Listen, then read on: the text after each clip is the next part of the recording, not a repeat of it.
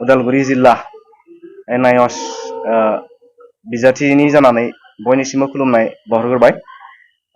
गिबियावनो जोंजों सफैनो हानाय मिडिया बिथांमोनखौ बरायग्रोना लाबाय।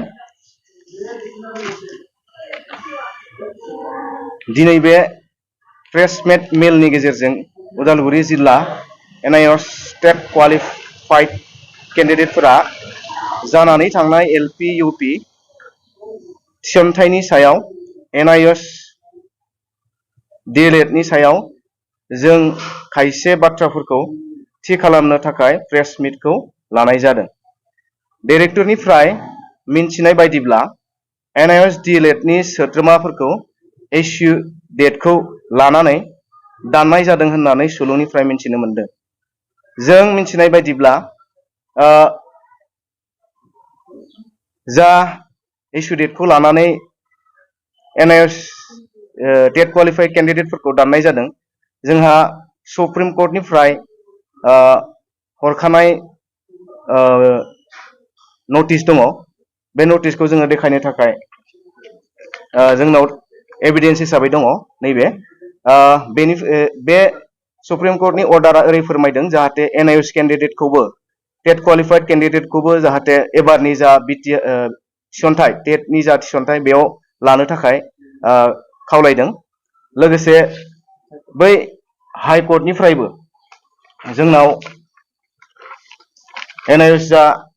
नायसनि जा बिजाथि बेखौ एबारनि जा थिसनथाइ बे थिसनथायाव लानांगौ होननानै जोंनो फोरमायनाय जोंनाव रोखा फोरमानलाइ दङ। आरो जा इस्यु डेट बे इस्यु डेटखौ लानानै जोंनिसिम डाइरेक्टरा फोरमायदों दि जाहाथे बियो नायस केन्डिडेटफोरखौ दानदों होननानै जों मिथिनो मोनदों। अब्ला जोंनाव इस्यु डेटखौ लानानैब्ला जोंहा जोंनि जा DLEDनि आनजाद बियो जोंहा जोबनानै थाङो 2019 मार्च दानाव। आरो जोङो मार्कशिटखौ मोननो हादों 2019 मायथाइनि 22 मे। बे हिसाबै जोंहा नैबे अनलाइननि मार्कशिट हिसाबै जोंनाव फोरमान दङ। बै इस्यु डेटखौ लानानै जा मार्कशिटनि खोथाखौ जोङो सानोब्ला जोंनाव मार्कशिट हिसाबै जोङो गासैबो अल अभार इन्डिया जों बेखौनो मोनगोन। खोनानो मोननाय बायदिब्ला इस्यु डेटखौ लानानै मैया बावैसो सेलेक्शन कमिटिनि सोद्रोमाफोरा नायसखौ आउट खालामदों होनना मिन्थिनाय जादों। आरो बेवहाय सेलेक्शन कमिटिनि सानै सोद्रोमाफोरा बे खामानियाव जड़ित दं होननानै जों मिन्थिनाय जादों। जों बे सानै सोद्रोमानि गासै डिटेल्सआ जोंनाव दंखायो। सम जायोब्ला जोङो बै सानै सोद्रोमानि बेरेखायै आयेननि जोहै कड अफ कन्टेम्प्ट केस होनाय जागोन।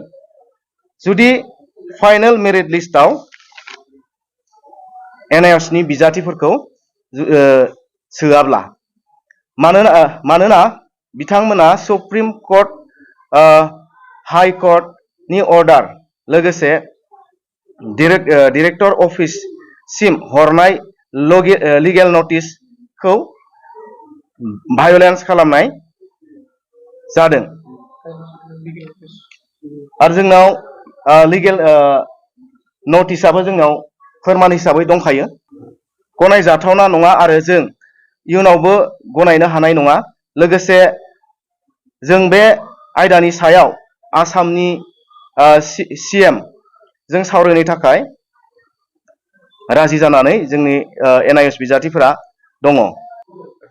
आंनि जा फोरमायनो गोनां खोथा बेखिनियावनो आं दोनथ'बाय। आङो मानगोनां बिटिआरनि चिफ प्रमद सार बिथांनिसिम गुरैयै खावलायोदि जाहाथे बे रिजाल्टआ आउट जानायनि सिगांनो जाहाथे बिनि सायाव सारा माबा मोनसे एक्सन लायो। जिहेतु जोंखौ एडभार्टाइजमेन्टआव होखानाय बायदि 10 आगष्ट 2017 नि सिगां इन सार्भिस जानांगोन होननानै जिहेतु लिरनाय दंखायोमोन आरो जों बेबायदिनो थिग जोंनि डकुमेन्ट्सखौ क्लियारलि जों होखादोंमोन स' बिनिखायनो सारनिसिम गुरैयै खावलायो देन सारा बिनि सायावहाय नायबिजिरो आरो सारा जेरै बुंखादोंमोन पियरलि मेरिट बेसिसाव होगोन होननानै सारा जेरै जोंनो थाखाय खोथा होखादोंमोन जों आखा खालामो सारा बिनि सायावहाय एक्सन लागोन होननानै